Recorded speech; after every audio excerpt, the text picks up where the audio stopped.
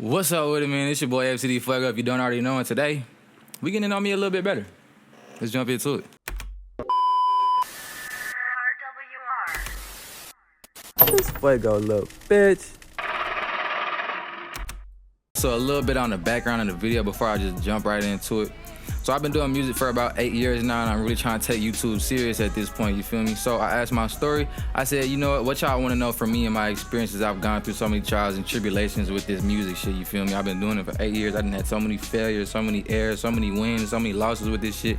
I kind of know what I'm doing, or I feel like I know what I'm doing. So I asked my story. I said, what y'all want to know from me? What y'all want to know about me and my music journey? So let's start with the first question, man. Get right into it. First question. Why'd you start producing and how'd you learn? I ain't gonna lie, I've been preparing myself for this question for like 7 years now. I always wanted somebody to ask me why I started. You know what I'm saying? I started really just because I had access to it. I'm not gonna lie to you. When I first got when I first got into high school, the high school I was going to, they provided us with iPads and stuff, you feel me? So the iPads came with GarageBand. Now, I had no interest in even opening the app until I seen somebody, some Indian kid, he had made like the most beautiful composition I had ever heard. Like, nigga, that was like some opera symphony type arrangement. And I was like, you made that shit on GarageBand, my nigga? And then I find out, my nigga, it's on all of our iPads and it's free? Yeah, let me go ahead and jump into it. So answering the second part of that question, how did I learn? I didn't learn producing, I learned the DAW. The digital audio workspace, you feel me? That's what I learned. I didn't learn how to produce, I learned how to work the workspace that I was working in, which was at the time, GarageBand. You feel me? I already had a musical background, so it wasn't too much of learning like how to write music, read music, understand music, notes, rhythms, and stuff like that. I already knew it because I've been in band since I was in 6th grade. You feel me? Yeah, I really already had a musical background. It was just, I just had to learn how to use the workspace I was in. Feel me? That took some time, I'm not gonna lie to you, a lot of time. But I mean, I was at it every day, so I was really trying to learn, you know what I'm saying? It was like the only thing I really wanted to do, because I like to express myself creatively. Like, I like creating things, you feel me? So when I found out that I could make beats and stuff, at that time, I wanted to write cadences for the drum line, because if you don't know, I was on drum line, you feel me? I played the tenor and the snare. I didn't march my freshman year or my senior year, but I played the snare my sophomore year, and I played the tenor my junior year. I love the tenors. I love playing drums. I love switching between the drums and stuff, but that's a little tangent. Yeah, I was in band, I was on drumline though. You know what I'm saying? Back to how did I learn? It was really, yeah, like I said, just working at understanding how to use the DAW every day. You feel me? I would play around like, okay, what does this button do? What does this button do? What does this do? And I did that really for like 3 years straight until my senior year when I really wanted to start taking music serious. But now, as far as like YouTube tutorials, I never really looked up YouTube tutorials on how to produce unless I was just like introducing myself to a new genre of production. Like when I tried plug, I didn't know how plug drums sounded, so I was like, okay, how do you make a plug beat? What do plug drums sound like? Because I could make the melodies, I wasn't really great with doing plug drums or like R&B. I'm gonna try country at one point, haven't gotten there yet, but at some point I'm going to. And what else did I experiment with? I did some alt shit for a little bit, I'm not gonna lie to you. But yeah, it was really just a lot of experimentation, I'm not gonna lie to you. Trial and error, you gotta be okay with failing. It's the only way you're gonna get better at this music shit. Like, if you're not at least willing to try, you ain't even gonna fail to learn how to do it better or to not do something, you feel me? But yeah, we're gonna go ahead and move on to the next question. I feel like I spent enough time on that one. How long did it take you to get people to come to you, and how did you promote it? Okay, so like I said, I've been producing since I was, it was like second semester freshman. Yeah, that was when I like made my first beat for real, cause like that point, I was freestyling in class every day with my nigga Chris. Shout out my nigga Preach and my nigga Ray. I don't know if he gonna see this. I ain't really talked to that nigga in like years, but I know Preach might see this, so shout out to you. I remember that motherfucking, the little freestyles in the back of that nigga classroom. Fucking world history like a bitch or world geography, one of the two. But yeah, that's when I got my interest in like wanting to rap was, it wasn't even a question. That wasn't even a question. I went on a whole tangent. I might keep that in the video, but fuck it. Okay, so how long did it take people to come to me? took a little minute for people to actually like trust my skills. Cause like when I first started producing, like I said, 6 years ago, my shit was trash, you know? And it's like when you're constantly putting out trash work, thinking it's fire, niggas are gonna have their opinions about the type of work you're putting out, and they're gonna have their biases when it comes to wanting to work with you versus other people, you feel me? So for the longest time, it was honestly just improving the quality of my work. That's what it's all I had to do to get people to start coming to me. But I say it didn't, nobody was like really trying to come to me for like a feature or a beat until like last year, maybe within the last year and a half. Like this shit really just started picking up traction for me. Now to answer the second part, how did I promote it? I really didn't start promoting it until recently. Like I was halfway taking it serious, and I wasn't at the same time. Like I'd say like, oh yeah, I'm trying to do this, that, and the third, and it's like, yeah, I might attempt doing it, but I wouldn't always, you feel me? Like the work would always get done, it just wouldn't always get put out. But yeah, as far as promotion, last year is when I really started promoting myself as a business, cause I'm on year 3. This will be my 2025 will be my 3rd year with my business. I actually got to renew my LLC within this month. But my first year with the business, I was just using it to learn and honing in my skills. This last year was when I really started pushing like, okay, this is what I'm going to do with my life. Like, this is all I want to do. Even though I had already known that that's what I wanted to do since I graduated high school, it just, I didn't know how I was going to do it. I didn't have any of the resources I needed. I'm not going to say any of them. I just didn't have enough of the resources that I needed to be able to accommodate to people's needs as far as music goes. You know what I'm saying? I got all my equipment from my mom. She had put in a $600 investment for me. What was it, 2021 or 2022? Wasn't too far after I got out of high school. Actually, it was 2021. Yeah, it was the same year that I graduated, because I was finna go into I was finna go into college, and I just got my MacBook, and I was like, I ain't gonna be able to use this shit with none of the equipment I got. So yeah, she did that. I got my first pair of headphones. I got the ATH M50s. I got the AT 2020 microphone. I got my Scarlett 2i2 3rd gen, and I got my MIDI keyboard. And that was my full setup with the MacBook for like a year and a half, 2 years. And then when I started getting more equipment and understanding like, hey, I could really start doing this shit now, I started getting auto-tune, I got the cameras, I got this, I got that, the speakers, I got everything, I got the whole setup. You feel me? I was like, yeah, I'm ready, let's do it. So I started doing the week in the life videos, week in the life of an aspiring producer or aspiring studio owner, because I really want to own a studio one day. Like that's my dream. I either want to own a studio, and I want to try my hand at opening a record label. I want to see how I could do that, but I want to open a studio first. So yeah, I started with the week in the life of an aspiring studio owner last year. I did that for about a month and a half consistently, and then I kind of fell off of it. I tried to do other things. I had the Studio Man or the Stu Man videos that I did for a little bit. People was fucking with those. They actually asked me why I stopped doing that shit. Some people want me to bring it back, and I'm thinking about it. I want to. It's just I didn't have the time like that to be able to just put the videos out and do content like that. I got the time now, but back then I didn't, you know. So I tried to do whatever I could as far as content. I did, like I said, reels for a little bit. I really just tried to keep myself in front of people. You know what I'm saying? Keeping my work in front of people, keeping my how do I want to articulate this? Keeping my services and what I offer in front of people so that they always know like, hey, if I can't go to my personal studio, man, FUEGO got a mobile one. I could just tell him to pull up, or I could ask to pull up on his shit, you feel me? So yeah, people really just started coming to me more consistently as of last year. I started getting like an actual like customer lineup, you know, where I'm getting booked. I even had a line at one point. So yeah, it took a little minute, I'm not gonna lie to you, and it took quite a bit of effort to put myself out there to get people to know what I do. But at this point, like I've built myself up so much that everybody knows what I do now. Like everybody on my feed knows what I'm doing with music. You feel me? I'm networking with more people. I'm getting in front of more people. I'm reaching out. You know what I'm saying, working with a lot of people. So yeah, it was really doing more work with other people I didn't know so that they could bring me their audiences. Cause it's like I know a lot of people that make music.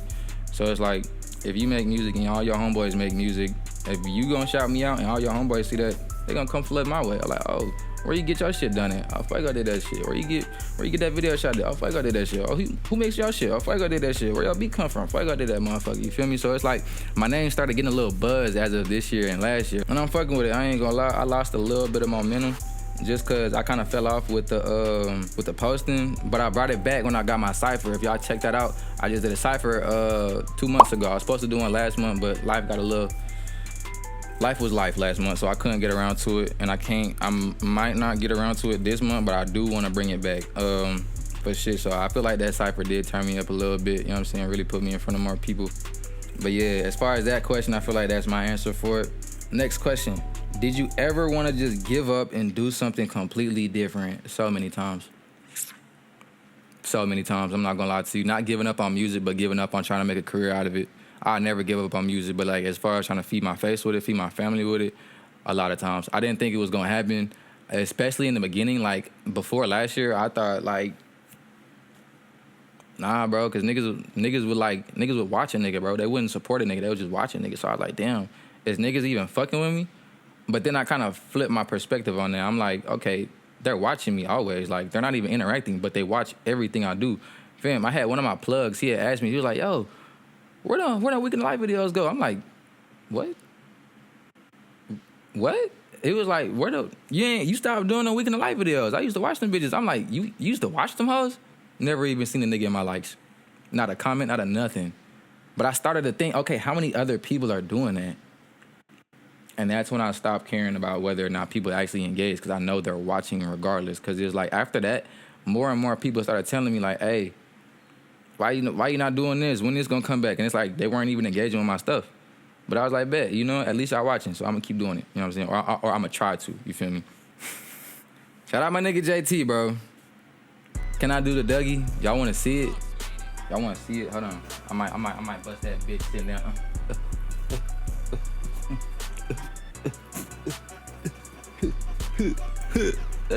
Okay. That's enough of that. I might not even put it in the video. I might not put it in the video. But yeah, shout out my nigga JT, man. That's bro for real. I know his ass can't Dougie though. Lame man. Lame man. Alright. Getting past that, how does your writing process go, and do you make all the beats you rap on? My writing process is not really always a process. I'm not gonna lie to you. A lot of my more recent songs wrote everything all the way through. But like, I mean, not more my recent. A lot of my earlier songs were written all the way through. Like my first album, all my first few singles, my second album, all of them written all the way through. You feel me? Because at that point, I was making music because I like putting together rhymes. I like seeing how creative I could be with a rhyme scheme. Like that's why I talk about what I talked about. You know what I'm saying? That was just the music I listened to. Not like I was doing none of that shit for real. It was just like, okay, I could put these words together. It sound hard as fuck. Let me keep doing it. And then that's when I switched more recently within the last few years to more honest rap, you know what I'm saying? Shit that I'm actually doing, shit that I'm working towards, shit that I want to manifest for myself, you know what I'm saying? Shit like that. So I kind of switched up my style of rap, or like not my style of rap, but like what I'm talking about so it could be more honest. And then do I make all the beats I rap on? I don't make all of them. When I first started, I said I'd never rap on anyone else's beats, but then I got lazy and stopped wanting to make all my beats. So yeah, now I hop on other people's beats. But like my first few albums, fuck no. Actually, up until FUEGO season, I produced all of my shit. Like none of them was anybody else's beats. All of them bitches was mine. You feel me? Cause I wanted to build my discography up to a point where I was like, yeah, all of this is straight me. Like that beat's mine, that mix is mine. I recorded that motherfucker, put it out, all of that shit. Like I wanted me to be the centerpiece of all of my music. I didn't want anybody else to say they had work on my shit, you feel me? I wanted it to come from myself, because I was like, if it ever popped off, like that's gonna be hard as hell to say I did literally everything. And it still is a good feeling to be able to say that for some of my songs. But yeah, I also don't write all my songs. Sometimes I'll write half of it and then punch in the rest. Sometimes I'll freestyle the whole thing. Not freestyle. I don't really I just started freestyling. I ain't gonna lie to you. But I'd punch the whole thing, you know what I'm saying? Because I can come up with bars kind of fast if I'm just sitting here, and if I'm really in that mode, like if I really want to say something, if I really want to rap, I'm gonna come up with some shit to say. But yeah, that's my writing process. Sometimes I write the whole thing. Sometimes I write half and then come up with the rest. Sometimes I just jump in that motherfucker with nothing to say at all. You feel me? But yeah, that's how that goes. So next question: what got you into music to begin with? Who put the mic in your head? Who got me into music? It was Migos. When I first heard, it was one of three songs. It was either Wealthy, Wishy Washy, or Call Casting. Them was like one of the first three songs I heard from Migos. When I heard them shits, I was like, bro, these niggas is crazy. Cause I remember like I did not listen to rap like that. Like nigga, I remember going into goddamn 6th grade. What the fuck was one of my favorite songs? Bang. Bang, nigga. Yes, no bullshit. I ain't even gonna fake. I ain't gonna front. None of that shit. Bang was my favorite song going into middle school. And then I got an iPod. And that motherfucker had YouTube. And YouTube had Vivo. And them niggas recommended me Migos. I seen that shit. I'm like, who are these niggas? Let me click on that shit. I'm listening. I'm like, damn, what the... Okay, bet. This shit hard as fuck. Right? So I was like, yeah, that shit hard as fuck. And then matched up with Zaytoven beats, like, the way he mixed his shit, the way he remixed his shit, I would say, was always what stood out to me. And I'm like, that shit is hard as fuck. That was initially what made me want to start producing, or what made me catch an interest in producing. And when I later got the iPad, that's the style I try to recreate. But yeah, it'll forever be the Migos. You know what I'm saying? When I heard Call Casting, when I listened to Wishy Washy, like, bro, Wishy Washy my favorite song. Top 3 at least. It gotta be not even either. Top number 1 is Commando. I'm OD tripping. Takeoff verse in Commando will forever stand out to me, and that's the reason I say that he is the best out of all of the Migos, bro. That nigga ran that shit so hard, bro. And then it was Wishy Washy, and I'll say Call Casting. Call Casting had me in a chokehold for the longest time, bro. But yeah, I say Migos for sure was the first ones to put that mic in my head. Next question, this one more about the production. How you know which sample matches which beat? Okay, so if you have a sample and you want to find out the key signature it's in, at first I was using TuneBat. It's a free website you can go on. It's gonna tell you the BPM and the key signature of whatever audio link you put in there. You feel me? And that's how I was doing that shit at first when I was in the sampling. But now I got auto tune. You know what I'm saying? That shit'll tell me the BPM and the key signature off the bat in the DAW. So that's how I do that shit now. And then if you know your key signatures and you know what notes are in each key signature, I mean, you can just use that knowledge to your advantage. If not, then just Google the key signature and find out what notes are in it. Alrighty, next question.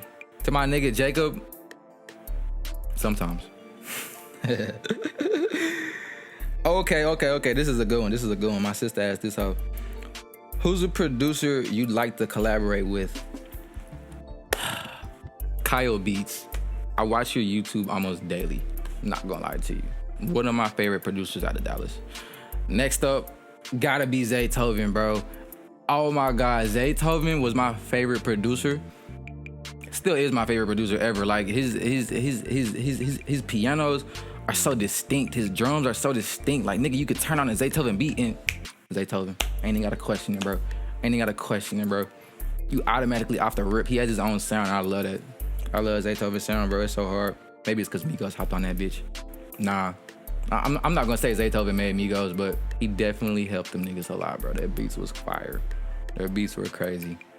I love that they worked together because I don't think there was a better rapper or rap group duo or rap group producer collaboration than Migos and Zaytoven.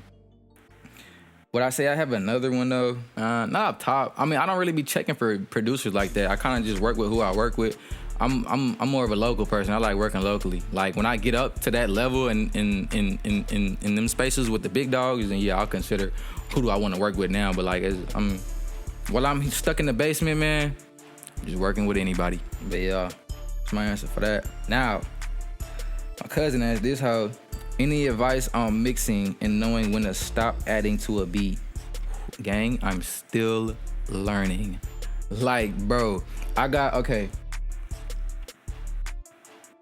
This beat I was working on last month, the problem with it was that I added way too much auxiliary instruments. It couldn't breathe. It was just always a sound going on. What I'm learning now is let the beat breathe, bro. You don't have to have 50 goddamn tracks on just the beat, bro. Like, chill, space that shit out, let the beat breathe, give it some chance for the rapper to be heard on that motherfucker too. Cause it's like, since I started producing, my ear has always been for production. It's always been for the beat. Even before I started making music, I never listened to the lyrics that much. I always listened to the beat because it always captivated me more. You know what I'm saying? I was always more drawn to the drums because it's just me. Like I said, I was in band, I was a drummer, and I beat the shit out of drums. Like, hell yeah. So advice on mixing though, just go on YouTube. Go on YouTube, do this shit every day. If you can rap, create some rap songs that you'll never put out just so you can have something to mix. That's what I did. You know what I'm saying? I put them out though just because I wanted the music to be put out. But that's why I also started doing a lot of free work. I was letting niggas come to the yo smoothly for the free, just so I could have another voice outside of my own to work on. Cause yeah, I can hone in my voice and mix my voice, but I'm not gonna be the only person I'm working with forever. So I had to actually work with other people to get different ranges of mixes that I'd have to understand and be able to do, you feel me? Cause I mean, someone with a higher pitched voice, they're gonna have to have different compression than someone with a lower pitched voice, you feel me? It's just the rate of speed that the frequencies travel in. Higher pitch frequencies, they're gonna travel way faster than the lower pitch frequency. The sound wave is way longer in comparison to a high pitch frequency where it's like this fucking short, whereas like a low end frequency could be this fucking long type shit. But yeah, just go on YouTube, do as much research as you can, try as much as you can, bro. Fail as much as you can. It's the only way you're gonna learn what not to do. And if you really wanna learn about mixing when it comes to compression, it's gonna be hard. Training your ears is like one of the hardest things to do because it's like the details are so minute and subtle, you're not gonna hear it. That's why when you first start, just do extremes. Throw your threshold all the way up and then all the way back down so you can hear like what's being attenuated when you're actually moving those knobs. Throw your attack all the way up and down, throw your release all the way up and down, throw your ratio all the way up and down, just so you can kind of gauge like, okay, what is this doing when I move it? And then the more you do it, the more those subtle details will be able to be heard by your ear. Promise you. Just keep on trying with it. Okay. What made you want to start music? I kind of already answered that. Where did FTD Fuego come from? All right, so like I said, I started rapping when I was in high school. FTD did not mean what it means today when I first created it. The original FTD meaning is fresh to death. Because back then, I thought I was the flyest little nigga who couldn't dress at all. Like, bro, my fits back then was weak as shit, but I thought I was the flyest nigga ever. So I was like, yeah, I'm fresh to death. And I talked about that shit in every one of my songs, too. Like, I always speak on fresh to death. You feel me? Because I thought I was the flyest nigga. I always been into fashion. I always been into dressing nice, dressing well, looking good type shit. You feel me? So I was like, yeah, I'm going to embody that for my rap persona. Originally. And then I changed it because I wanted to have more meaning to it. So the Fuego part, I was a hothead. Actually, it really came off of the FTD because I was like, at that time, I liked the acronym shit with the name. Like, I didn't want a Lil, I wanted an acronym. So yeah, the FTD came about, and then I was like, FTD, like what's gonna go off the back end of that? I wanted something that started with an F. You know what I'm saying? FTD something. I just had to figure it out. It was either between Fuego and Fego. Fuego and Fego. You feel me? And it's funny as fuck because now half the people I talk to call me Fuego, and half the people I talk to call me Fego. It's funny as fuck how I'm both, and I never really even had to decide. Like, niggas was gonna call me both regardless. If I knew that, hell, I would've just, I don't even know. I don't know what to do about it now. Like, I be correcting niggas, but they still call me Fego, and it's like, damn. All right, bet. But yeah, so when I was torn between Fuego and Fego, I was going with Fuego because at that time I was a hothead. I was always mad. I was always angry. I was always just hot about something, you feel me? I was always quick to pop off like a fire, you feel me? And then Fuego, I was like, yeah, I'm gonna be popping, you know what I'm saying? I'm gonna be like the shit. And I just went with Fuego because I was like, I seen who had Fuego in their name around that time. I didn't want to have nobody else's name similar at all. I was like, nah, I can't go Fuego because somebody had Fuego in their name around that time and I was popping. So I was like, yeah, fuck it. I don't see Fuego in nobody's name, so I'm going with Fuego. So yeah, that's how FTD Fuego came about. Actually, I didn't even talk about the new meaning. FTD now means family to death because I really started getting closer with my family. I really started appreciating the fact that I have the family that I have and the people that I have around me. Because family, it's not just blood with me. It's the people that I have formed bonds with that are as strong as the ones I have with my family, like my homeboys, you know what I'm saying, the 2 and 4 gang, the new FCD members, like all y'all niggas fam for real, bro. We locked in tight. Like once this shit set in stone, it's till death, bro. That's how deep, like that's how deep my loyalty be. You know what I'm saying? We can get into it, but nigga, we gonna get over that shit and we ain't gonna fall out about it. And if we do, FTD. I don't play nothing like that, not every day. But yeah, next question. What would be the first thing you would buy if you got signed? I'm buying my mama a house. I'm buying my mama a house with a white picket fence, and I'm buying my daddy's dream truck, and I'm buying myself a house, and I'm buying 3 cars. I'm spending $150,000 on cars. You know what I'm saying? I'm not gonna lie to you. I gotta have my daily driver, something like a Camry or some shit. I gotta have me a SUV. What I'm thinking on SUV? Tahoe probably. And then I gotta have my fast car, nigga. I gotta get SRT. Fuck is you saying? SRT or scat, you know I'm humble. If it's fast enough, it's fast enough. Like, I don't need the fastest thing. I'm gonna make it the fastest thing. Hell you talking about? But we gonna get into the cars later. But yeah, that's what I would buy if I got signed. I'm tripping. A studio as well. That's gonna be before I get a house. I get a studio before I get a house and just sleep in that motherfucker on God. I know how to work this LLC. I know how to make that motherfucker a tax write-off. Fuck is you saying? Next question. How long do you want to be making music? I'm gonna be making music to the death of me, nigga. I ain't never stopping this shit. It's just gonna be who's listening to a nigga still. If it's gonna be me or anybody else, you feel me? Because I'm always gonna be listening to my music. I'm always gonna have some music that's gonna be put out. I'm never not gonna put no music out. I was putting music out when nobody was listening to it for 3 years, bro. I'm still nobody listening to it.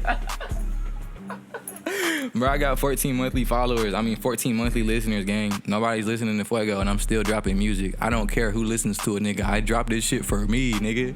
I will forever drop this shit for me just because I want to listen to it in my playlist among the other songs that I listen to instead of having to go to my notes just to listen to my own music, you know what I'm saying? Then it plays throughout the playlist. I don't have to keep swiping through every song, like tap, okay, this motherfucker got done, now I got to open my phone, swipe to the next song, and then play that motherfucker. Like, nah, I just want my shit to play all the way through, you feel me? So that's why I drop my music. But nah, I ain't never gonna be stopping with this shit. So my answer gonna be forever, nigga. Next question. If you had to be one, would you rather be a producer full-time or an artist full-time? I used to be torn by this question. I'm not gonna lie to you. Because it's like I loved rapping and putting together flows and different cadences and different rhyme schemes and stuff. But the producer side pay more. You know what I'm saying? It's more consistent. It's more constant.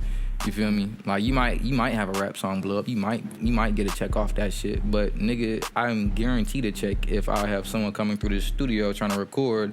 If I have someone coming to me for a beat. If I have someone coming to me for a mix. Like there's forever paper in this shit. You feel me? Niggas is never not making music, bro. Like everybody wanna be a fucking rapper. Who the fuck wants to work? Nobody. But I'm gonna work for you if you got some paper in your pocket, man. What helped push you to become who you are today? It's a mix of my parents, the people I'm around, the people I've watched, and God. I'll start with my parents because I had a great upbringing, you know what I'm saying? I grew up in the burbs. My parents always made sure me and my brother had everything we needed to succeed. We ain't had everything we always wanted, but we had everything we needed to succeed in life, you know what I'm saying? Food, clothes, shelter, it was always there, you know what I'm saying? My mama, she always had me and my brother active in the summers and shit. We was always doing some type of activity. My mama made sure that me and my brother was like, we was on point. You feel me? We wasn't no dumb kids. She took us to the libraries and shit on Saturdays. She took us, we was in Care Play Read, little CPR program, over with the church by my crib. We was always doing something. We was always active in something, doing summer bridge and shit. So it was like, and as far as God, I just recently, within the last 2 years, I have found God. I'm not gonna lie to you. I have my questions and doubts about him and his reality and his existence, but after like last year and getting a lot of the blessings that I did get and just actually learning to talk to God, learning to listen to God, like I know He real. You know what I'm saying? And it's really this book too, I ain't gonna lie to you. This book right here. Conversations with God, Uncommon Dialogue. Changed my life. If you check it out, let's talk about it. If you check it out. Let's talk about it. But yeah, it was a lot of my parents. You know what I'm saying? Just their views on life. They trying to trickle down to me. They made sense. Morals, work ethic. Ain't nobody finna come save you. You gotta do it. You know what I'm saying? Just get to it. 2 more questions. Were you always able to hear stuff you would change on beats, or did it come with making them? Gang, when I first opened the compressor, I said, what the fuck is that? I moved the knob and I said, there's literally nothing changed.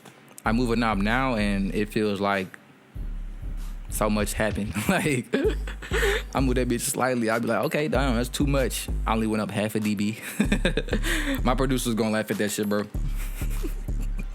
I can laugh at shit like that now, fam. If you would've told me that joke a few years ago, I'd be like, why the fuck is that shit funny? And that shit is a great feeling, bro. Understanding this shit and actually even being able to understand the jokes that are told, fam. I've always wanted this. I remember when I first got into mixing, I was like, bro, I can't wait for the day all of this shit makes sense. Nigga, I'm sitting there watching all these videos or going through all of these different vocabulary, and I'm like, what the fuck is a bus? And why the fuck are you trying to put it on my computer? Fuck is you saying, nigga? You talking about buses and shit? You want a short one? What the fuck is you saying, nigga? This is a whole, nigga, we're talking about music. You're talking about buses. Another joke that the producers hopefully laughed at. Cause that shit never made no goddamn sense, bro. Like, I ain't even gonna get on to that shit right now, but if y'all wanna learn about all this shit that confused the fuck out of me, I'll go into it. But yeah, nah, I when I first started, fuck no. I couldn't hear a damn change that happened at all, fam. And it pissed me off because I was like, bro, I know something is happening, but what? And that's why I say now, do the extremes. Throw your compressor settings all the way up and then all the way back down to really hear what's going on. The more you do it, the more it's gonna make sense to you. The more you're gonna be able to hear what's actually changing. Lastly, when's the next cypher? Hopefully next month. Hopefully next month, cause I have a lot more time, so I'm really trying to get some beats done. I'm really trying to get some workout. I really want to do another cypher. I really want to do another cypher. Like that is one thing I really do want to keep consistent is these cyphers.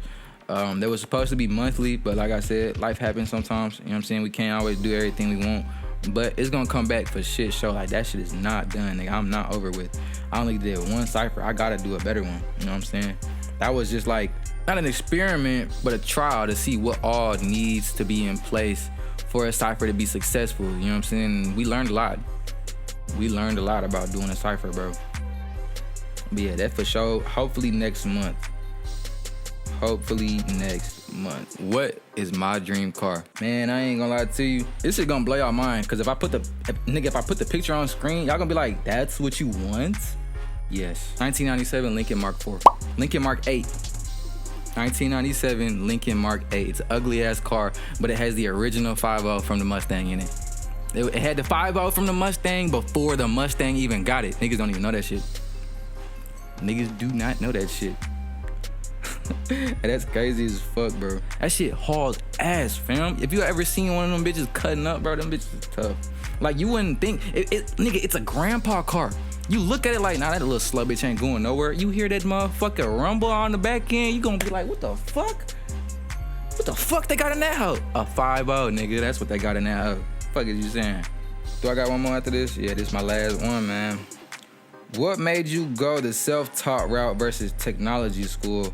And will you try local radio exposure? I went the self-taught route instead of technology school just because I had already been doing it for so long, you feel me?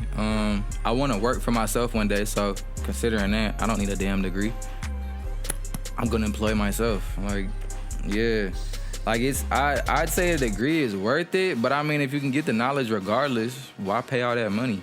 I was gonna go to media tech school. Yeah, media tech school. And they was asking like $26,000 just for the goddamn certificate. I'm like, nigga, what? $26,000 just for the certificate? They wanted $34,000 for the degree. I said, oh, no. No. And I continued to go on YouTube. And I found this channel that was the most amazing shit I ever found, because that is actually how I was able to build my first producer guide with everything you need to know on the roles, equipment, things to consider, you know what I'm saying? Setting up your room, acoustic treatment, plugins. We got the noise gate, compression, EQ, reverb. I even got, oh yeah, we got multi-compression in here too, that's right. Bro, I went in depth on this thing. I even got a little bit of, whatchamacallit? Music theory. Yeah, we got the music theory right here. Because if y'all don't know, I had a student earlier in this year. We still in communication. I still throw her some knowledge whenever I can. But I taught her her little introduction to music theory. I taught her the major scales pattern, the minor scales pattern. Taught her about notes, sharps, flats, all of that stuff. You know what I'm saying? How to actually read staff. Everything, man. She learned all her scales, all her major scales, all her minor scales. She learned how to build chords. She learned how to do all of this based off of putting your finger on one note. Why? Because I knew that would be the most important thing she'd be able to do. Because if you can't come up with a melody, how the fuck you gonna make a beat? If you can't come up with a melody that actually sounds harmonic, how the fuck you gonna have an interesting song? Niggas ain't gonna wanna listen to that hoe. One of the things I struggle with, because even though I do have a musical background and I came from band, I was more rhythmic instead of melodic. I like rhythms. I like playing the snare. The snare is one note. Snare don't have no multiple notes. You just hit that motherfucker and you play the right rhythms on it. I never really liked playing the xylophone, marimba, or all the other shit much, just cause I was like, bruh, you can't hit this motherfucker that hard. You can't do no rolls on this motherfucker, do no cool shit with this motherfucker. Like, it sounds good, but this is more fun to do. So I was always more drawn to shit you could beat on for real, like really go ham on. And that's why I love drumline, cause nigga, I'm in that bitch. Boom, boom, boom, boom, boom, boom. Nigga going stupid on my drum, bro. Niggas, oh my God, bro, I miss my shit so much, bro. I thought about buying my own tenor, bro. I thought about not giving the drum back, bro. That's how much I love the drum, bro. That's how much I love playing drums. I don't know where my sticks went. I still got my practice pad, but I need to get some more, bro. I need to get back on that, bro. I love playing the drum. Like, that's for sure a passion of mine.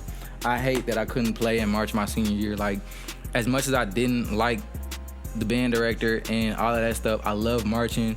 I love playing the drum. I love learning the music. I love memorizing it all. Like, it was always just so fun to me, bro. I wish I could go back every day. I'm not gonna lie to you. And it's like it's getting to the point now where I've even considered, like, if music doesn't work out how I want to, I wouldn't be mad at getting a teaching job in band, like band directing. I ain't gonna lie to you, because it's like being back in that environment, being back on the field, bro, being back around the music. I'd love that shit, fam. I'm not gonna lie to you. But yeah, second part of that question, would I ever try local radio exposure? If the opportunity presented itself, I would take it, no doubt. I just don't know how to go about it right now, you know what I'm saying? I haven't looked too much into it, but most definitely, if I ever got the opportunity, I would for sure hop on it. Like, I wouldn't even question that. I'd relocate and everything for it. I don't care. I'd take an opportunity. If it could change my life, most definitely. Is that all of them? I think that's all of them, guys. That's all I got, man. It's FUEGO. Hopefully y'all niggas know a little bit more about me. I'm out this hoe.